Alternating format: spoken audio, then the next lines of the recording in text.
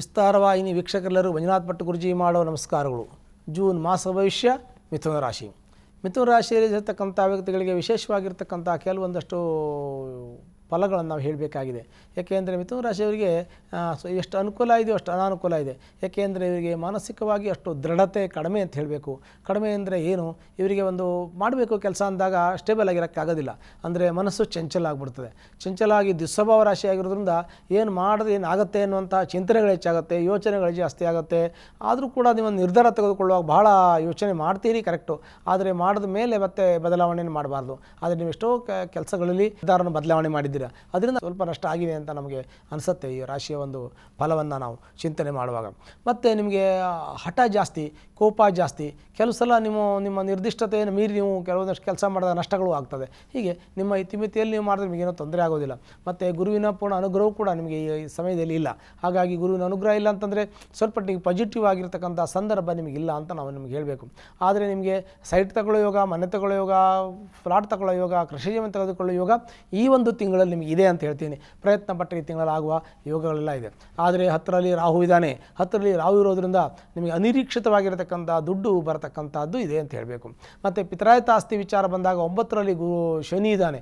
ಅವನು ನಿಮಗೆ ಸ್ವಲ್ಪ ಮಟ್ಟಿಗೆ ಅನಾನುಕೂಲ ಮಾಡ್ತಾನೆ. ಪಿತ್ರಾಯತ ಆಸ್ತಿಯಲ್ಲಿ ನಿಮಗೆ ಸಿಗೋದಕ್ಕೆ ಸ್ವಲ್ಪ ತೊಂದರೆ ಆಗೋದು, ಮನಸ್ತಾಪ ಆಗೋದು, ಇಲ್ಲ ಸ್ವಲ್ಪ ನಿಮಗೆ ಜಗಳಗಳಾಗುವಂಥದ್ದು, ಕೋರ್ಟಿಗೆ ಹೋಗುವಂಥ ಸಂದರ್ಭಗಳು ಒದಗಿ ಬರ್ಬೋದು. ಆದರೆ ನೀವಾಗಿ ಅದನ್ನು ಮಾಡೋಕ್ಕೆ ಹೋಗಬೇಡಿ. ಬೇರೆಯವರು ಮಾಡಿದ್ರೆ ನೀವು ಫೇಸ್ ಮಾಡಬೇಕಾಗತ್ತೆ. ಅದನ್ನು ಕಡಾಖಂಡಿತವಾಗಿ ನಾನು ಹೇಳ್ತಾ ಇದ್ದೀನಿ. ನಿಮಗೆ ಇಂಥ ಸಮಸ್ಯೆಯನ್ನು ನೀವು ಫೇಸ್ ಮಾಡೋಕ್ಕೆ ಸಾಮರ್ಥ್ಯ ಇದೆ, ಧೈರ್ಯ ಇದೆ, ಎಲ್ಲ ಇದೆ.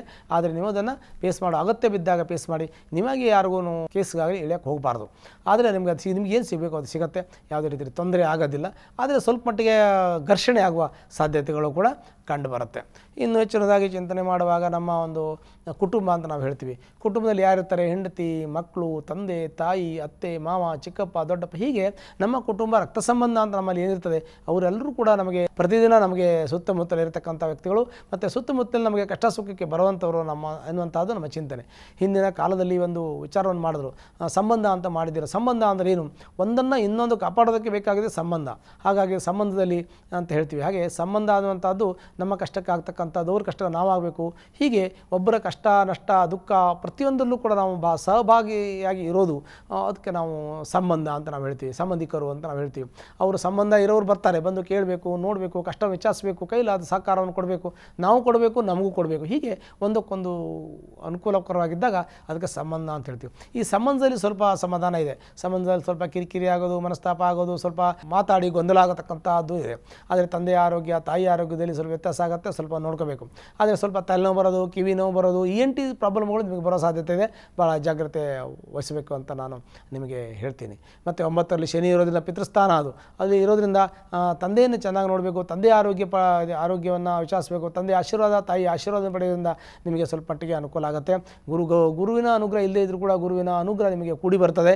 ಗುರುವಿನ ಅನುಗ್ರಹ ಇಲ್ಲದೇ ಇದ್ದರೂ ಕೂಡ ನಿಮ್ಮ ಒಂದು ಭಾವನಾತ್ಮಕವಾಗಿರ್ತಕ್ಕಂಥ ಒಂದು ಭಕ್ತಿ ಏನಿದೆ ಅದು ನಿಮಗೆ ಒಳ್ಳೆಯ ಫಲವನ್ನು ಕೊಡುತ್ತೆ. ಭಗವಂತ ಮನಸ್ಸು ನೋಡ್ತಾನೆ, ಮುಖ ನೋಡೋದಿಲ್ಲ. ಹಾಗಾಗಿ ನಿಮ್ಮ ಭಕ್ತಿ ಪ್ರಧಾನವಾಗಿರ್ತಕ್ಕಂಥದ್ದು. ಆದ್ದರಿಂದ ನೀವು ದೇವರ ಮೇಲೆ ಭಕ್ತಿ ನಂಬಿ, ತಂದೆ ತಾಯಿ ಗೌರವ ಕೊಡಿ, ಗುರುವಿನ ನಂಬಿ ನಿಮ್ಮ ಭಾವನೆಗೆ ಭಗವಂತ ಸ್ಪಂದಿಸ್ತಾನೆ. ದೇವರು ಒಳ್ಳೆಯ ಫಲವನ್ನು ಕೂಡ ನಿಮಗೆ ಕೊಡ್ತಾನೆ ಅಂತ ನಾವು ನಿಮಗೆ ಹೇಳಬೇಕಾಗಿದೆ. ಮತ್ತು ಇನ್ನೂ ಹೆಚ್ಚು ಚಿಂತನೆ ಮಾಡೋದೇನಿದೆ, ನಮ್ಮ ಉದ್ಯೋಗದಲ್ಲಿ ನಾವು ಚಿಂತನೆ ಮಾಡ್ತೀವಿ. ಉದ್ಯೋಗದಲ್ಲಿ ನಾವು ಏನು ಚಿಂತನೆ ಮಾಡ್ತೀವಿ, ಉದ್ಯೋಗ ಚೆನ್ನಾಗಿದ್ದರೆ ನಮ್ಮ ಜೀವನ ಚೆನ್ನಾಗಿರ್ತದೆ. ಹಾಗಾಗಿ ಒಂದಕ್ಕೊಂದು ಸಂಬಂಧ ಇರೋದ್ರಿಂದ ನಾವು ಉದ್ಯೋಗದಲ್ಲಿ ಚೆನ್ನಾಗಿರಬೇಕು ಅಂತಂದರೆ ಸ್ವಲ್ಪ ಮಟ್ಟಿಗೆ ನಮ್ಮ ಒಂದು ಎಫರ್ಟ್ ಇರಬೇಕು, ನಾವು ಟ್ಯಾಲೆಂಟ್ ಇರಬೇಕು. ಇದೆಲ್ಲ ಗೊತ್ತಿರತಕ್ಕಂಥ ವಿಚಾರ, ನಾನು ಹೇಳಬೇಕಾದ್ದೇನೂ ಇಲ್ಲ. ಆದರೆ ಉದ್ಯೋಗದಲ್ಲಿ ಒಂದು ಉದ್ಯೋಗ ಅಂತ ಒಂದಿರ್ತದೆ, ಉದ್ಯೋಗ ಕ್ಷೇತ್ರ ಅಂತ ಒಂದಿರ್ತದೆ. ಅಲ್ಲಿ ಪ್ರಮೋಷನ್ ಸಿಗೋದಕ್ಕೆ ಸ್ವಲ್ಪ ನಿಧಾನ ಆಗ್ಬೋದು, ನಿಮಗೆ ಅಲ್ಲಿ ಸರಿಯಾಗಿ ಸ್ಯಾಲ್ರಿ ಕೊಡದೇ ಇರ್ಬೋದು. ಮತ್ತು ಇನ್ನು ಕೆಲವೊಂದಷ್ಟು ನಿಮಗೆ ಓಡಾಡೋಕ್ಕೆ ದೂರ ಅಂತ ಬಿಡ್ಬೋದು. ಈ ಥರ ಕೆಲಸ ಬಿಡುವಂಥ ಯೋಗ ಮತ್ತು ತೆಗೆದುಕೊಳ್ಳುವಂಥ ಎರಡೂ ಇದೆ. ಹಾಗಾಗಿ ನಿಮಗೆ ಮನೆ ಬಿಡೋದು, ಮನೆ ಚೇಂಜ್ ಮಾಡೋದು, ಕೆಲಸ ಚೇಂಜ್ ಮಾಡೋದು, ಈ ಥರ ಯೋಗಗಳು ಕೂಡ ಇದೆ. ಮತ್ತು ಹಣಕಾಸು ವಿಚಾರದಲ್ಲೂ ಕೂಡ ನಿಮಗೆ ಬರಬೇಕಾದ ದುಡ್ಡು ಬರದೇ ಇರೋದು, ಕೊಡಬೇಕಾದ್ದು ಕೊಡೋಕ್ಕಾಗದೇ ಇರೋದು, ಸ್ವಲ್ಪ ಸಾಲ ಮಾಡುವಂಥ ಯೋಗಗಳು ಕೂಡ ಇರುತ್ತೆ. ಆದರೂ ಕೂಡ ಸ್ವಲ್ಪ ಜಾಗ್ರತೆ ವಹಿಸ್ಕೊಂಡು ಮುಂದೆ ಹೋಗುವಾಗ ಸ್ವಲ್ಪ ಮಟ್ಟಿಗೆ ತಾವು ನೋಡಿಕೊಂಡು ಮಾಡಿಕೊಂಡು ಹೋಗಿ. ನಿಮ್ಮ ಜೀವನದಲ್ಲಿ ಯಶಸ್ಸು, ಕೀರ್ತಿ, ಲಾಭ ಸಿಗುತ್ತೆ. ಊಟ, ತಿಂಡಿ, ಬಟ್ಟೆಗೆ ಜೀವನಕ್ಕೆ ಕೊರತೆ ಆಗೋದಿಲ್ಲ. ಮಕ್ಕಳು ವಿದ್ಯಾವಂತರು ಬುದ್ಧಿವಂತರಾಗ್ತಾರೆ. ದಾಂಪತ್ಯದಲ್ಲಿ ಕಲವನ್ನು ಸಣ್ಣ ಪುಟ್ಟದ ಪರಿಹಾರ ಮಾಡ್ಕೊಳ್ಳಿ. ಕೋರ್ಟು ಕಚೇರಿ ವ್ಯಾಜ್ಯವನ್ನು ಕುಳಿತು ಮಾತಾಡಿ. ನಿಮ್ಮೆಲ್ಲ ಕಷ್ಟ ನಷ್ಟಗಳು ಕೂಡ ಪರಿಹಾರ ಆಗ್ತದೆ. ಮತ್ತು ಈ ಒಂದು ಮಿಥುನ ರಾಶಿಯವರಿಗೆ ಯಾವಾಗಲೂ ಕೂಡ ನಾನು ಹೇಳಕ್ಕೆ ಬಯಸ್ತೇನೆ. ಯಾಕೆಂದರೆ ಸ್ವಲ್ಪ ತಾಳ್ಮೆ ಭಾಳ ಮುಖ್ಯ. ಅವಸರ ಮಾಡ್ಕೊಳ್ಳೋಕೆ ಹೋಗಬಾರ್ದು. ಮತ್ತು ಕೆಲವೊಂದು ನಿರ್ಧಾರ ತೆಗೆದುಕೊಳ್ಳುವಾಗ ಸಲಹೆಯನ್ನು ಸರಿಯಾದ ಸಲಹೆಯನ್ನು ತೆಗೆದುಕೊಂಡು ಹೋಗಿ ನಿಮಗೆ ಖಂಡಿತ ಒಳ್ಳೆಯದಾಗತ್ತೆ. ನಿಮ್ಮ ಚಿಂತನೆ ಚೆನ್ನಾಗೇ ಇರುತ್ತೆ. ಆದರೂ ಕೂಡ ಕುಲಂಕುಷವಾಗಿ ತಿಳ್ಕೊಳ್ಳಿ.